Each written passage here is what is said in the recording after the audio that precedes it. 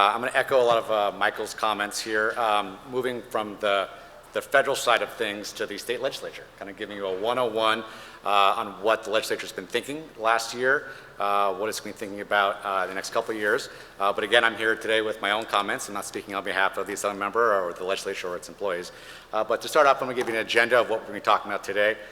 First, some of the challenges and opportunities of IoT, which has already been echoed by several of the speakers. Some of the privacy by design principles in context as engineers such as yourself are thinking about building products all the way from the design to implementation, manufacturing, and consumer adoption. And then looking at legislating privacy from a broad perspective. The last thing we want to do is legislate in a very prescriptive manner.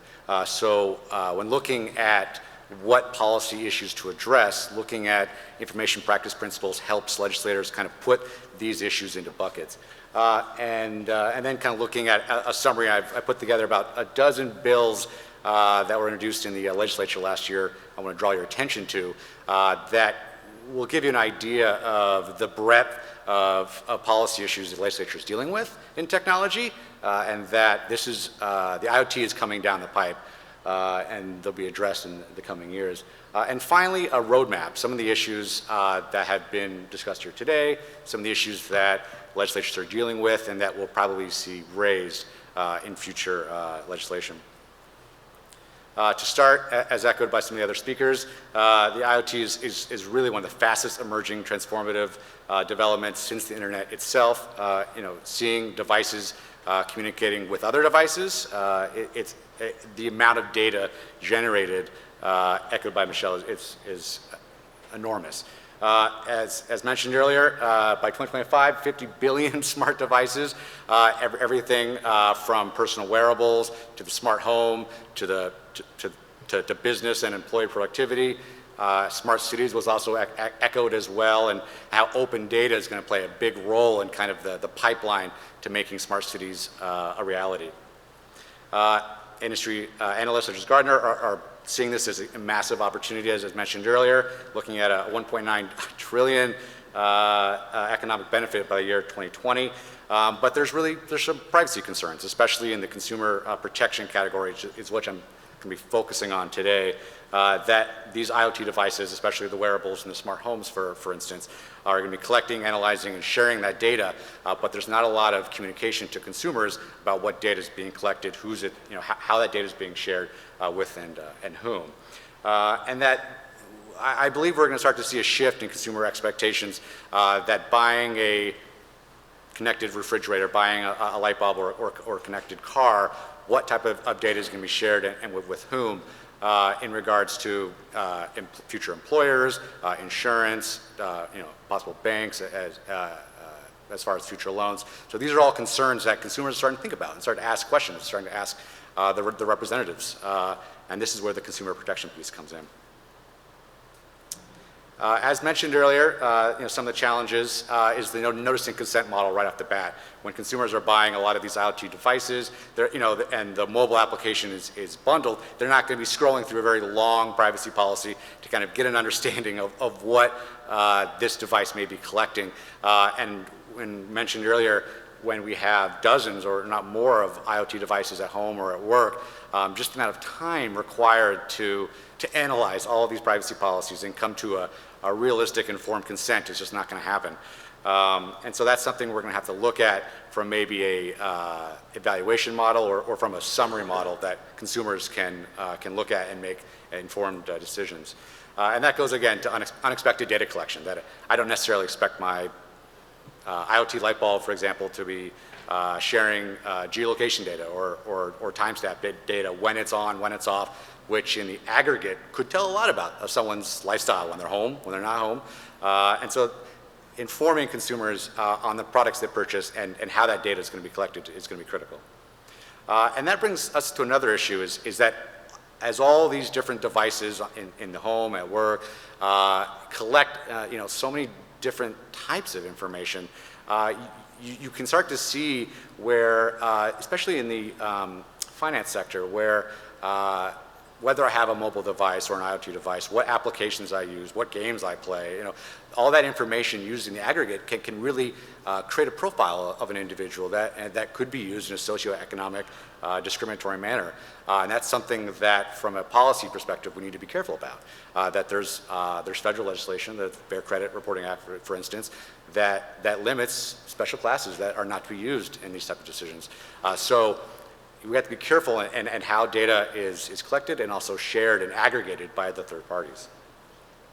And that also brings us to a fact that I think most consumers are not aware of, is that as they jump into the IoT market and they have all these devices that are collecting new types of information that's stored in the cloud, from a criminal perspective, with subpoenas, that information can be obtained.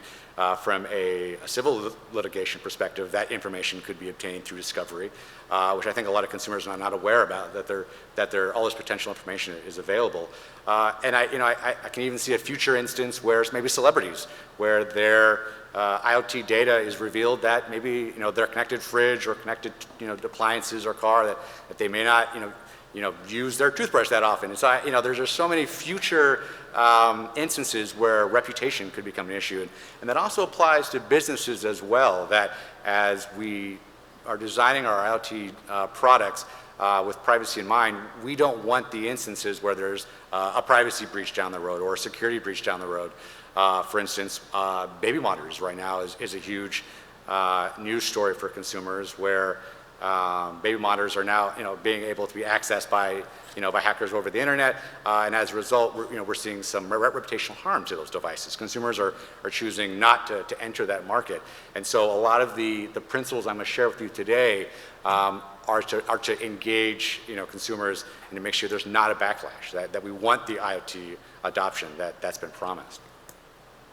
And that when looking at our current laws on privacy, these new type of sensors are going to be acquiring new types of information, biometric information, geolocation information. That information is going to have to be included in the expansion of the definition in law of what is personally identifiable information, a name plus IoT sensor data, for example.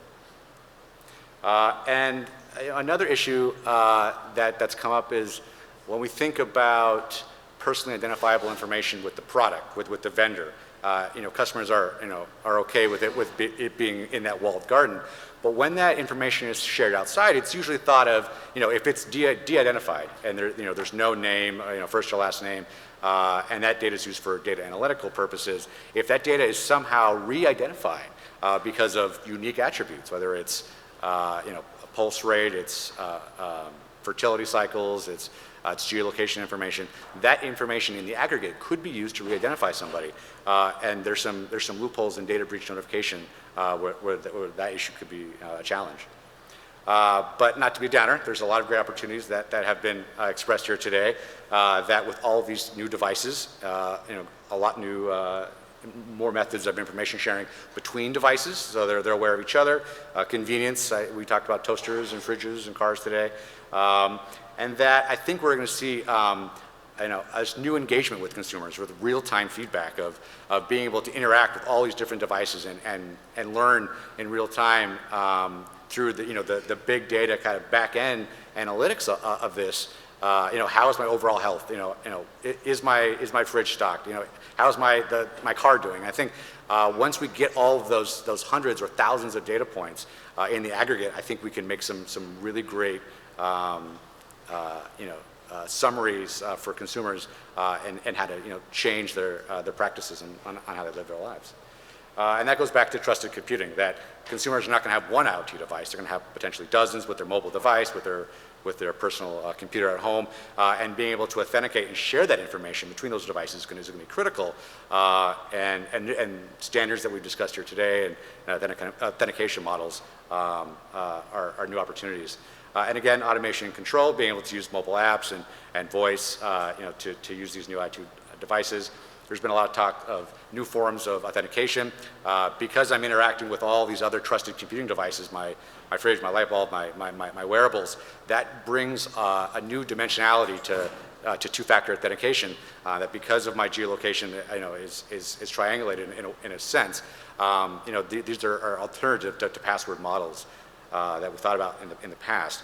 And that, again, back to sensor fusion, that sensors independent of themselves are great value to consumers, but when they're combined with lots of other different types of sensors, and it's the wearables at home, at work, in smart cities, I think you can start to bring a lot of value.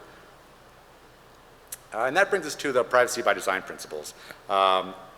Thinking big picture here, I don't want to get too in the weeds, but really that when thinking about privacy from start to finish, that in approach to system engineering, that we want to be proactive. We want to think about the potential privacy and security breaches that could happen, looking at consumers' expectations up front. Again, looking at, we want to prevent incidents where, for example, the baby monitors that was mentioned earlier, where consumers could be potentially harmed through identity theft or exposure of personal information, and building that into the product itself. As mentioned earlier by several speakers, privacy is the default setting. Let the consumer open up data to third parties or to other trusted individuals, and really embed that notion of privacy, that education to consumers into the product. And it should be a win-win, right? There shouldn't be privacy at the expense of the company or privacy at the expense of the consumer, giving them a spectrum of privacy options, not just buying the product and not having any privacy expectations or choosing a product with full functionality. And of course, end-to-end encryption, right? We talked earlier that sometimes IoT devices, the chips are not sophisticated enough or powerful enough to encrypt on the device itself, but encryption in transit is going to be important as we think about these design principles. And of course, as we mentioned earlier about open standards, being transparent with the consumer about what data is collected and how it's used. And this really gets back to a reasonable expectation of privacy that I think consumers are starting to develop as we continue to educate them, which will change over time, but keeping it focused on the consumer. And again, thinking about these policy issues broadly, legislatures the representatives tend to think about these issues, how they relate to principles that can be communicated easily to constituents. And the Fair Information Practice Principles is one of the more well-known frameworks that really look, through the privacy by design, different consideration of privacy and its different processes. And the first and probably most important that was mentioned by Michael was transparency. That we want to inform the consumer how this product is going to collect information, how it's going to be used, how it's going to be shared, and letting that consumer control that information, whether it's to opt in or opt out. And respect for context, that if we're collecting, let's say, health wearable information, that information wouldn't be used, let's say, in financial or insurance purposes, using the information for the purpose in which it was collected. And I think that, showing some possible prior restraint on the manufacturer on, because you can collect everything doesn't necessarily mean you have to. And in regards to data breaches down the road, we want to minimize the potential for disclosure of personally identifiable information. So focusing the collection on what data is needed and potentially discarding unnecessary data after a specified time has lapsed. And again, security, looking at encryption and other types of authentication models, and access and accuracy, possibly providing a way for consumers to say, hey, that's not my data, that's possibly another family member's data and another employee's data. That way, as we just start to develop data in the aggregate, we start to do smart data analytics on this data. We don't have some data that doesn't fall in line. And accountability, and this comes to enforcement, this comes to where the legislature really comes into play, keeping manufacturers accountable, but also looking at the bad actors as well, keeping them out. So now I'm going to kind of do a legislative 101, kind of looking at the bills that maybe you missed last year that covered a broad range of technology policy issues. The legislature goes through about 1,000 bills a year, so this is about a dozen and I'm expected that the next couple of years, as IoT becomes a more prominent issue in political discourse, we'll see more of those. The first, AB 66 Weber, looked at police officers' body cameras as we start to develop new IoT devices that are collecting video and audio. It expanded the mandatory requirements and recommended policy guidelines for the use of body-worn cameras by police officers. And this is going to be, a reoccurring issue as the Public Records Act comes into play, as smart cities start to use sensors that collect information, who has access to that information, especially if that information includes sensitive matters and ongoing investigation, how that's disclosed. Another bill, AB 83, looked at personal information and the definition in the California Information Practices Act that looks to reasonable security practices of businesses. And this would expand the definition to look at potentially new IoT sensor data like geolocation information or biometric information. AB 195 looked at, as we start to see hackers for hire, a new type of solicitation of hackers to hack into these IoT devices or other computers, making that a crime.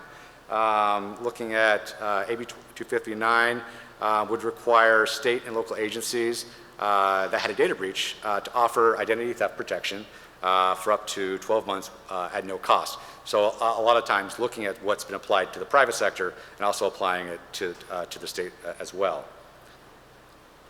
AB 856 looked at drones, and this is another issue where consumers are getting access to this, and drones have video and audio recording capabilities. 856 looked at expanding the definition of the crime of physical invasion of privacy to include when a drone entered the airspace above your private property and started using audio or video recording images that would be offensible to a reasonable person. And I start to think as we have more IoT devices in the hands of consumers and smart cities, this idea of reasonable expectation of privacy is going to be an issue that's going to be raised again. 964 looked at the definition of encryption, that under data breach notification law currently, if data is encrypted, businesses do not have to notify the consumer of the breach. However, we want to make sure that industry has a standard definition of encryption. That way we're protecting consumers even if there is a breach. TVs was mentioned earlier as an IoT issue where the TV, if you opted in, would allow you to have voice commands sent. Those commands were sent over the internet unencrypted, which were then analyzed and sent back. So sometimes you'll see legislative policy kind of in response to some of these, these privacy concerns. 1116 really prohibited the collection and use of spoken words by internet-connected televisions, as defined, without first informing the user. And so in this instance, kind of balancing innovation and regulation, where we don't want to, to hamper and say you would need to opt in before you can use this feature, but just providing the notice to the consumer and education that the privacy concern is there. 1541 looked at, again, the definition of personal information under the California Information Practices Act, which if information is disclosed in a data breach, for example, a company could be liable if there's not reasonable security standards in place. And this looked at expanding that definition of what that data could include to, for example, health information or other type of biometric information as these IoT devices collect new types of data. Moving on to the Senate side now, carjacking. This was in response to, you may have heard an article that Jeeps could be hacked and remotely driven off the road. And so, and a lot of times, legislative policy is not proactive, but reactive. And it's looking at expanding the methods by which grand theft auto or carjacking could happen with a remotely electronic device of the car's operating system. SB 34 looked at the use of closed-circuit television cameras in cities and the use of capturing license plate data, and then in the aggregate showing how individuals' geolocation could easily be determined from going from work, going to home, there's the grocery store, and so simply requiring different public hearings on these topics, to different transparency, privacy disclosures by the state and locals who use this technology. SB 178, I hope many of you have heard of. It was one of the biggest privacy bills to come out of the legislature last year, and required, we'll call it the California Electronic Communications Privacy Act, after the federal act that really hasn't been updated since the 1980s. CalECPA would require law enforcement to obtain a search warrant with probable cause before accessing data on an electronic device or stored with an online service provider. And that's going to be huge in the context of IoT because, as we mentioned before, all this data is stored in the cloud. So making sure that if that data is available to law enforcement, it should be available with probable cause warrant. SB 570 looked at the data breach notification itself, that a lot of times these notifications are legalese that consumers really can't understand. So looking at creating plain English standards similar to the financial sector's Schumer's box that says what data was released in the breach, what happened, potential identity theft, coverage if available. And SB 576, again, kind of looked at the mobile space in terms of geolocation information. It would require the operator of a mobile application to provide notice of when and how geolocation information was collected, if the app collected it. And back to kind of new technologies being used for old crimes, stalking. SB 690 expanded the definition of stalking to include repeatedly tracking another person with an electronic GPS device that collected geolocation information and shared it to the cloud. And these are type of, as new technologies are used maybe for ways we didn't think about, the law is going to kind of continually catch up. SB 741 looked at requiring state and local agencies that use cellular communications interception technology. You may have heard of Stingray devices, where your cell phones go to a kind of a man-in-the-middle tower, and that information can be used by law enforcement to determine geolocation information. So again, bringing mobile transparency to a lot of these new technologies that can be used by law enforcement or potentially bad actors. And although 1177 was actually chaptered in 2014, I bring it up now because it came into effect January 1st of this year, which was one of the strongest student data privacy bills in the nation, which looked at a lot of the new technologies aimed towards students and kind of the K through 12, that type of information that was collected and generated should not be used for advertising and marketing purposes. So kind of carving out that, that vulnerable population and that type of data. And I think that's something we can see in the future is the use of data is where the attention could be. And again, so we're going to move on to some of the issues that we can expect to see in the future on a broad range of issues. And we're going to think of them in the context of the privacy principles that we addressed earlier. The first, transparency. I think we're going to start to see the California Online Privacy Protection Act looking at requiring privacy policies to include information as consumers engage with more technology, especially in the IoT space. Discussions of possibly a short-form privacy policy. That right now in the mobile and IoT space, scrolling for 5 minutes to figure out what information collected doesn't make sense. But in a mobile form, in a very quick and easy way to give consumers an informed choice that this app does this app does this, letting them make that decision. And notice of what type of information is it collected. I think matching expectations with education here is going to be huge in what IoT device or mobile app is collecting specifically what type. And that goes again to is shared with other organizations. Although that information is collected, how is it collecting it and how is it sharing it? And this is something too that's been raised, is the purpose in which the information is used. Just requiring organizations to say that we collect this information is important, but then saying that we use this information for internal purposes, for payment purposes, and then advertising and marketing purposes. To have a company actually say that is just asking honestly, those practices. And although privacy law in the state is really, it's a patchwork right now between how Cal-OPA applies to private businesses, and then the Information Practices Act applies to state agencies, and there's other legislation that kind of fills the gap. But I think a lot of the times our discussions of what privacy requirements should apply to industry and to state should be the same. And I think we're going to start to see discussions in that arena. Moving on to the principle individual control. As mentioned earlier, I think we're going to see more discussions about opt-in and opt-out of information disclosure for the IoT device. That doesn't necessarily prohibit the usage of the device. That if I buy, and especially a wearable or in a smart home, a fridge, a light bulb, you name it, am I still able to use that technology without necessarily buying into the license that's attached? And I think that's going to be an issue for consumers if they're purchasing these products but don't necessarily want the privacy or security implications. The idea of using a smart product that's localized only to the home. And again, this idea not all or nothing, that giving consumers a range of privacy expectations, of privacy controls, of privacy settings is going to be important. And this idea of being able to delete the information if it's no longer relevant, that consumers purchase a device, they sell the device to a third party, it's been years down the road.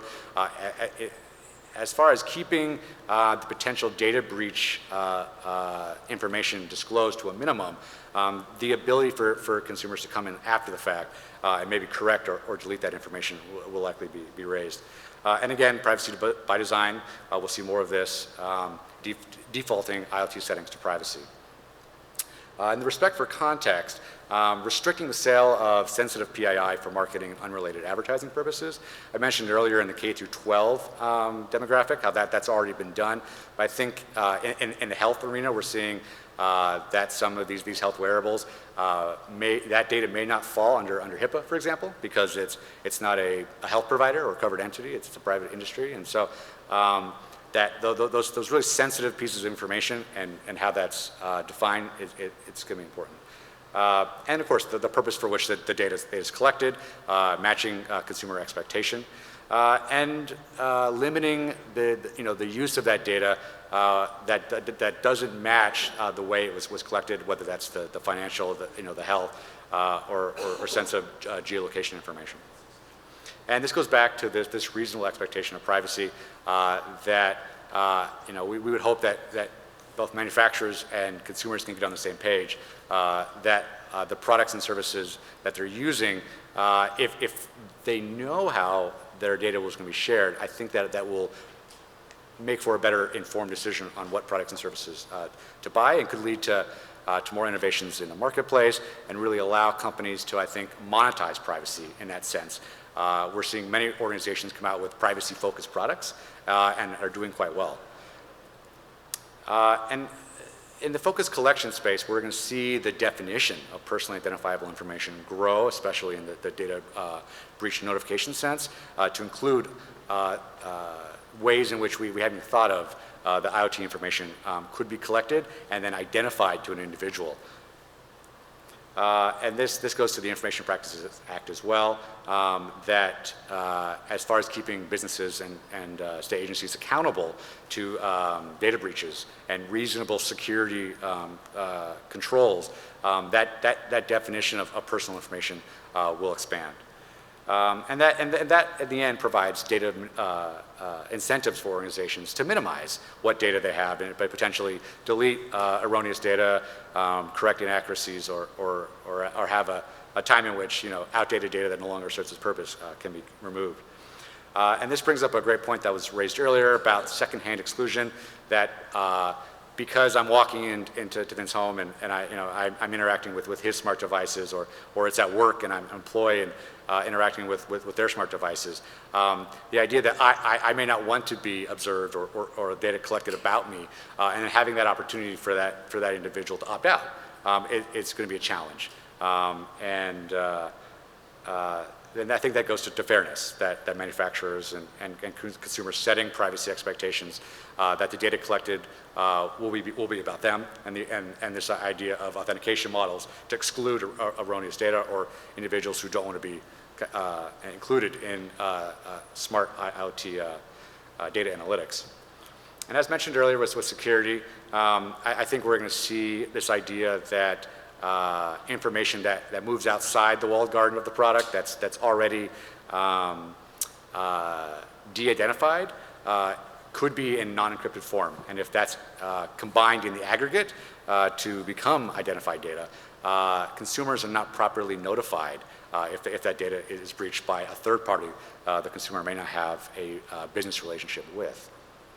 And looking at identity theft protection, most businesses now are already using best practices providing identity theft, but expanding those consumer protections into the IoT space as well.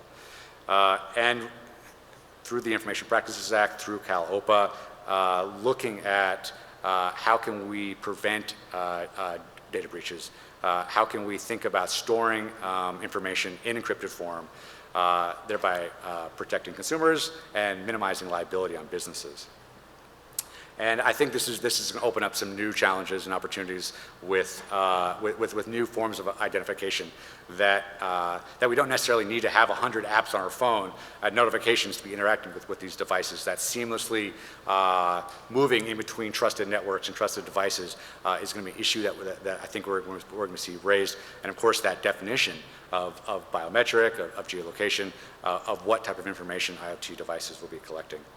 And I think it was touched on earlier that if I'm buying a fridge, or, whether it's a car or a light bulb, customers understand the warranty expectations that after a certain amount of time, that product is no longer supported by the manufacturer. When it comes to bug fixes, when it comes to security fixes, when consumers are spending hundreds of dollars for potentially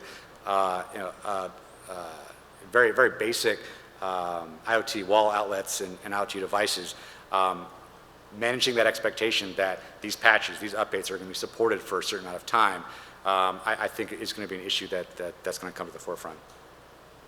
And when it comes to access and accuracy, a lot of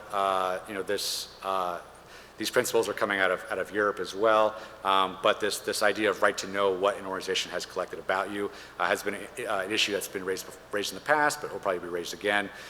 This right to know what third parties and organization has shared your PII with, just that ability.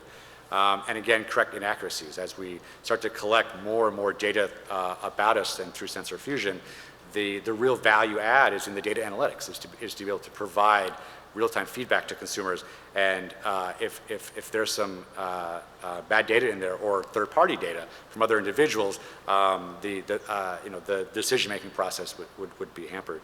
And this idea too that as we move houses, as we move devices, that we like the ability to export that data. That over months or years, these IoT devices are going to generate a massive amount of information about us. That if we leave the walled garden of the product vendor, we'd like to take that with us. That becomes quite sensitive information. And the right to access information from deceased heirs was a bill that was recently introduced. That what happens when a family member dies and you're not able to get into the house because the smart lock doesn't recognize you, the smart light bulb won't turn on, the smart fridge. And so this idea of being able to pass these authentication models on to family members and heirs, it's going to be a challenge, but it's an exciting one. And finally, I finish with accountability. That as we move into this space, we're going to start to see a lot of discussions on the FTC's role with unfair and deceptive trade practices. They're also looking into reasonable security procedures of businesses as well. We're going to see from a state perspective, the California Office of the Attorney General looking at unfair and deceptive trade practices, both in the IoT space and the mobile app. If these devices or apps are in the privacy policy saying what they're going to do and how they're going to do it, they should be held accountable to that. And this idea of a consumer right of action, that if these promises are made and information is lost, especially in the very sensitive PII, how that would be determined in the courts. And I think we're going to see an expansion of data breach notification requirements to look at encrypted and non-encrypted information, potentially encrypted information that's disclosed in a breach, but also the security credentials, also the keys to that encryption is also disclosed in a breach, how that will be dealt with. And finally, all this is moving underneath our feet. All of these privacy issues right now with the EES Privacy Shield is being determined right now with fines and statutory penalties. So it's an exciting time to be talking about these issues, and I'm very thankful to be here today. But I think moving forward, as consumers are increasingly using all these new types of devices and information, I think a lot of these issues are going to be raised both at the local and state level, but as Michael had mentioned earlier, at the federal level as well. I think that'll wrap up my time here before the panel. Thank you.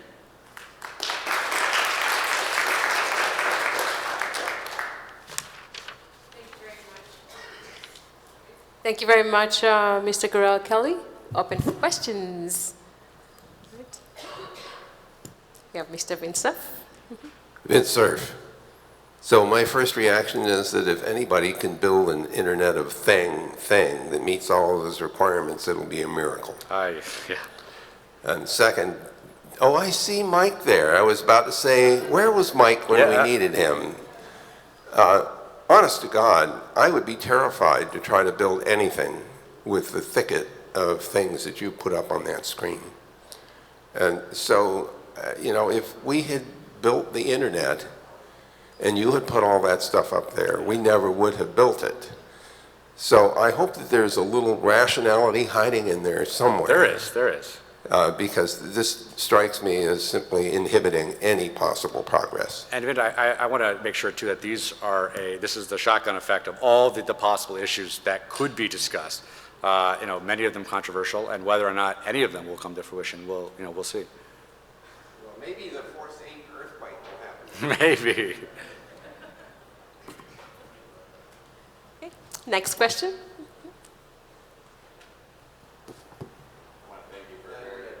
Oh.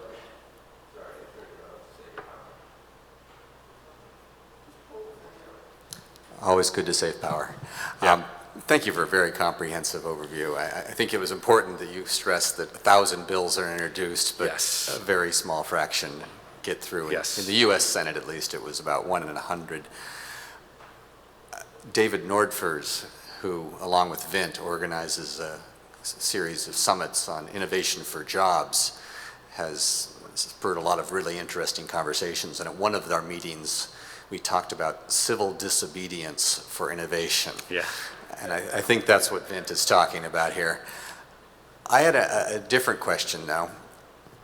I don't think in your entire talk I heard you mention the governor. When I was at the White House, it was very helpful to have a president who understood digital technologies and understand better that his vice president, Al Gore, could really push the process. Yeah. Has the governor been outspoken on this? I live in Washington, D.C. I don't tune into congressional hearings and the State of the State address, but has he been a force for good in this area? Jerry Brown's more focused on the consumer protection piece. I think Kamala Harris in the Office of the Attorney General is more the privacy protection piece of it. But I think as we see many of these issues kind of raised to the surface, I think it'll be an engaging discussion to kind of where they end up. Are either of them or any of the key members of the committees focused on the innovation for jobs part of the equation? And no, it's how these are. You bring up a great point that all these issues raised have to be in balance with innovation, right? That if you're right, as Vinny mentioned earlier, if all of these considerations were put into place, there's potential for displacement. But I think at the end of the day, it's focusing on the balance between manufacturers, right, industry, privacy advocates, consumers, and what that best mechanism would be. Well, I'd urge you to consider a bill on fighting incumbation and the behavior of the entrenched interests who don't want to see the new stuff coming along. Michael, it's very clear that somebody has been paying attention to innovation for jobs, because this is a set of criteria that will make plenty of jobs for lawyers on both sides of the equation. Let me just give you one example of what really worried me. There was a line in there about being able to correct errors in your data. I hope you could appreciate, are you an attorney, by the way? I am, yes. You are, okay. And you're not even a recovering attorney. No. No, okay, all right. So what occurs to me is that someone could use language like that, and I appreciate these were just Yeah, summaries, yeah. to say that the temperature was incorrect on March 31st at 10 o'clock in the evening, and so I'm going to sue you for, incorrect data. You can just see people looking for opportunities to go after any particular target that had any money. And in the United States, when anything goes wrong, you look for somebody with money and you blame them. It doesn't matter whether they had anything to do with it or not.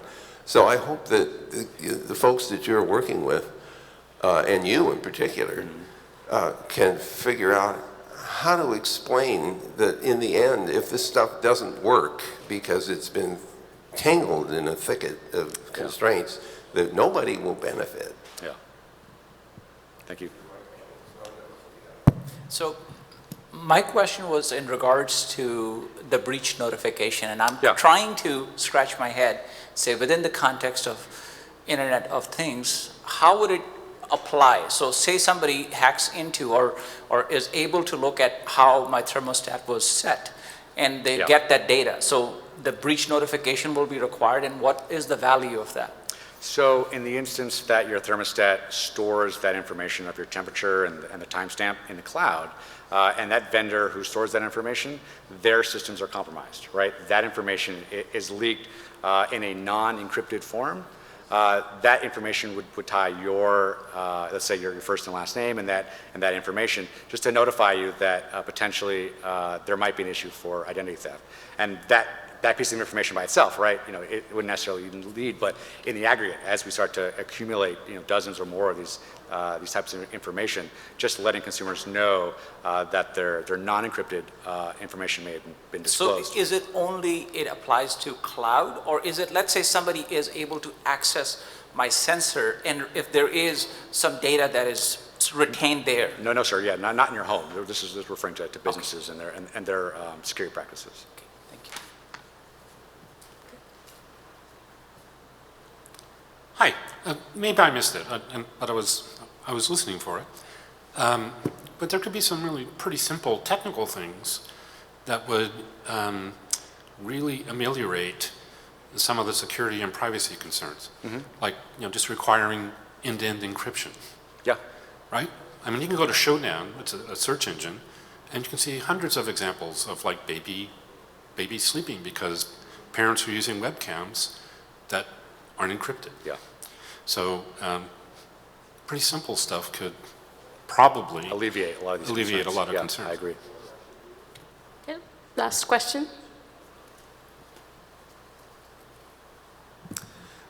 Hi, Mitch Stoltz from EFF. Some of the substantive requirements that you talked about, whether they relate to privacy or reliability or safety or so on, potentially easily bypassed by simply putting language in the terms of use or the fine print of a product or device saying, I waive my right, I hereby waive my right under such and such a law by using this product. Yeah. Well, I'm wondering is there much appetite in the California legislature for declaring statutes that are potentially as part of some of the efforts that you mentioned to say, and waiver of these sorts of rights in a non-negotiated contract is void. Is there much appetite for that? I don't think so. I think maybe the perspective we're looking at is the transparency, is the education piece, that whether that type of information is disclosed in a long-form privacy policy, some sort of summary to educate the consumer in a quick way. This is the type of information, right, to show them, allow them to make the informed choice. But I don't think from the contractual perspective that we would want to address that. But again, not speaking for the legislature, but my own opinion. So I'll be selfish and ask just one question. How does Yeah. community involvement play part in your process? Yeah, as mentioned by Michael earlier, engage, right? That a lot of these issues are starting to bubble up through the news media and rhetoric, and that the legislature needs technical folks like you. That a lot of these issues coming up, whether it was Vincent earlier commented about Apple and encryption. These are complicated, nuanced issues that the legislature has to grapple with. And whether it's Congress or you're assembly member or senator, we need input, especially as these bills are introduced, as they move through the committee and the floor process. What happens in California, especially on the legislative side, really resonates with a lot of the country. A lot of other states look to what California does. So engage, please. We welcome your comments and your expertise. All right, thank you very much. Thank you.